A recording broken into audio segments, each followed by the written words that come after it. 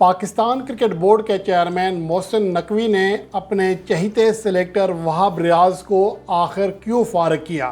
ایسی کون سی ناقابل تردید چیزیں تھیں، ناقابل تردید ثبوت یا پھر ناقابل برداشت چیزیں تھیں جس کی وجہ سے اپنے چہیتے اور اپنے قریب ترین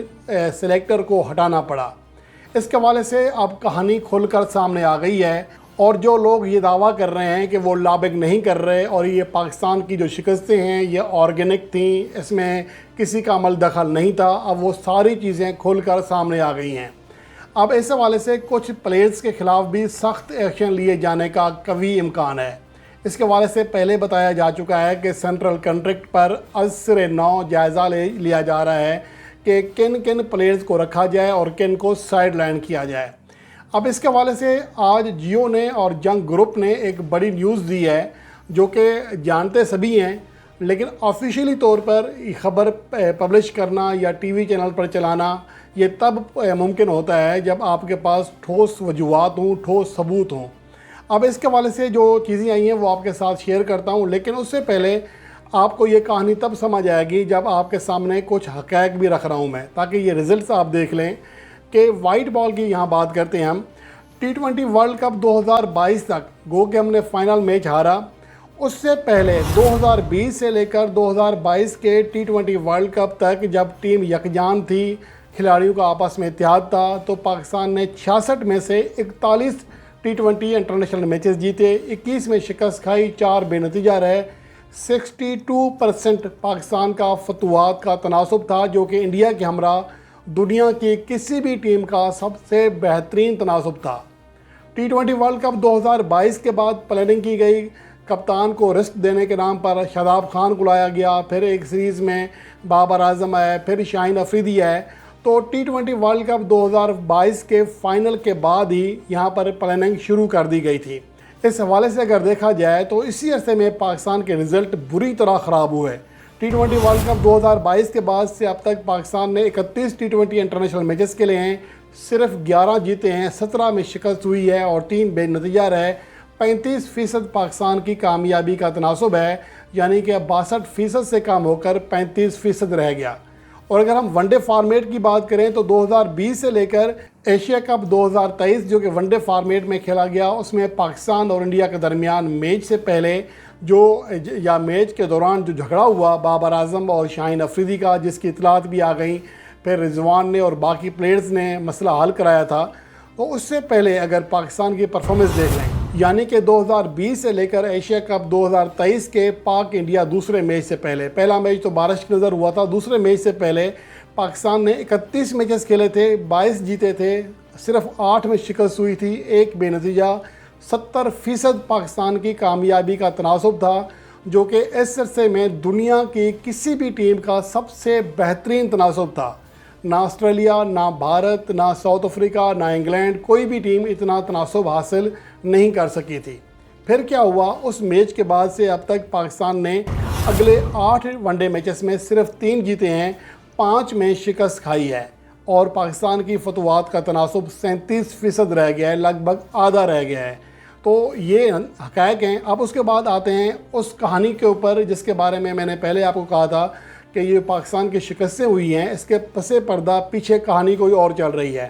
اب اس کی واضح طور پر مثال آئی ہے کہ شاہین شاہ افریدی کا جو رویہ تھا اپنے کوچز کے ساتھ، اپنے اسٹاف کے ساتھ، اپنے کپتان کے ساتھ بالکل نامناسب تھا اور انتہائی زیادہ خراب تھا۔ اس کے باوجود وہاب ریاض نے اسے سپورٹ کیا، حالانکہ ایز اے ٹیم مینیجر اس کا کام یہ بنتا تھا کہ ایسے کھلاڑی کے خلاف فوری کارروائی کی جاتی، لیکن وہاب ریاض نے ان کا حوصلہ بڑھایا اور انہیں شے دی، جس کی وجہ سے معاملات اور بگڑ گئے۔ اماد وسیم کی ایک ویڈیو بھی سامنے آئی تھی جس میں وہ بابر اعظم کی تذلیل کر رہے ہیں، ان کی کوئی بات نہیں مان رہے، انہیں جانے کا اشارہ کر رہے ہیں، تو وہ ویڈیو بھی اس کے بعد کی آئی ہے، اور لیکن اس کے حوالے سے بھی وہاب ریاض نے خاموشی اختیار کی رکھی اور مبینہ طور پر کچھ کھلاڑیوں کی پشت پناہی کی گئی تاکہ یہ اس طرح چلتا رہے اور وہ اپنا بدلہ لے سکیں، کیونکہ وہاب ریاض اور محمد حفیظ دونوں ہی سمجھتے ہیں کہ پاکستان ٹیم سے نکالنے والا انہیں بابر اعظم ہے، اور دونوں ہی نے ٹھان لی تھی کہ بابر اعظم سے بدلہ لینا ہے، اور اسی وجہ سے محمد عامر اور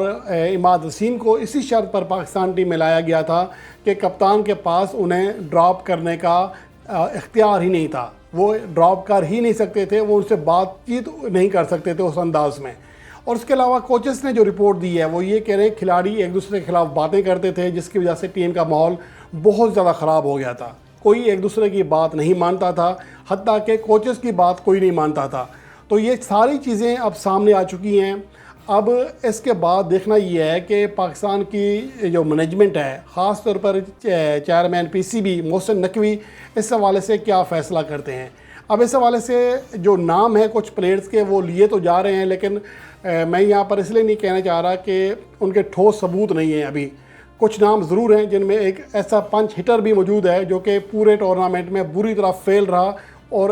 ورلڈ کپ سے پہلے وہ اچھی طرح فارم میں تھا، ان کا نام بھی شامل ہے۔ اس کے علاوہ شاہین افریدی کا نام تو سب بتا رہے ہیں کہ شاہین افریدی نے ٹیم کا ماحول خراب کیا اور انتہائی زیادہ برا رویہ اختیار کیا، کوچز کے ساتھ بھی اور کپتان کے ساتھ بھی۔ اور اس کے علاوہ کوچز نے یہ رپورٹ بھی دی ہے کہ کئی کھلاڑی T20 ورلڈ کپ جیسے ایونٹ کو سنجیدہ ہی نہیں لے رہے تھے، وہ میچ جیتنے کے لیے سنجیدہ تھے ہی نہیں۔ اور یہ بات میں نے ویسے کہی ہے کہ پاکستان کو اگر پوسٹ مارٹم کیا جائے تو اس T20 ورلڈ کپ میں کون سے پلیئر پاکستان کی شکستوں کی وجوہات بنے ہیں تو وہ بالکل کلیئر ہے، اور شاید انہیں اس بات کا یقین دلایا گیا تھا کہ اگلا کپتان جو ہوگا وہ انہیں مکمل سپورٹ کرے گا، اور اس کے بعد جو ٹیم میں چینجنگز آئیں گی اور پھر بابر اعظم کو سائیڈ لائن کیا جائے گا۔ اور یہی وجہ ہے کہ کچھ چینلز جان بوجھ کر ان چیزوں کو ہائی لائٹ کرتے ہیں۔ میں یہاں پر بابر اعظم کی سپورٹ اس لیے اس طرح نہیں کر رہا، لیکن چونکہ جو چیزیں غلط ہو رہی ہیں، آپ مجھے بتائیں کہ ایک کھلاڑی جو کہ پاکستان کی جانب سے سب سے زیادہ رنز کرنے والا کھلاڑی ہے،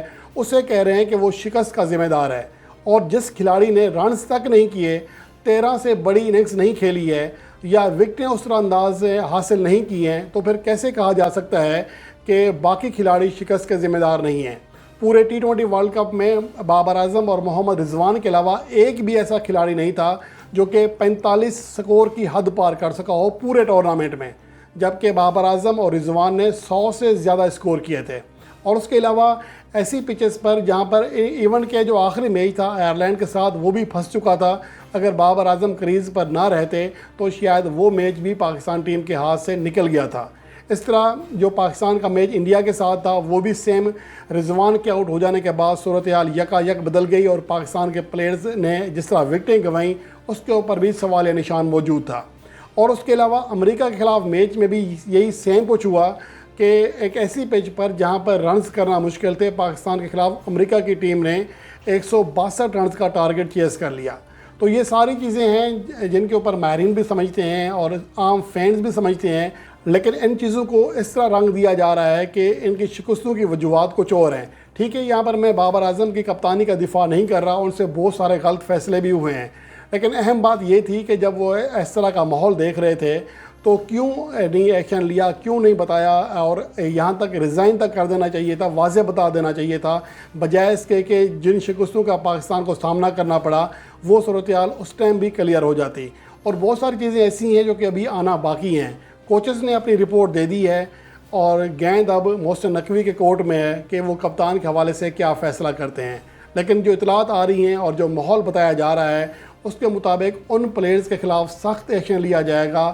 جنہوں نے پلاننگ کی، سازش کی اور ٹیم کا ماحول خراب کیا۔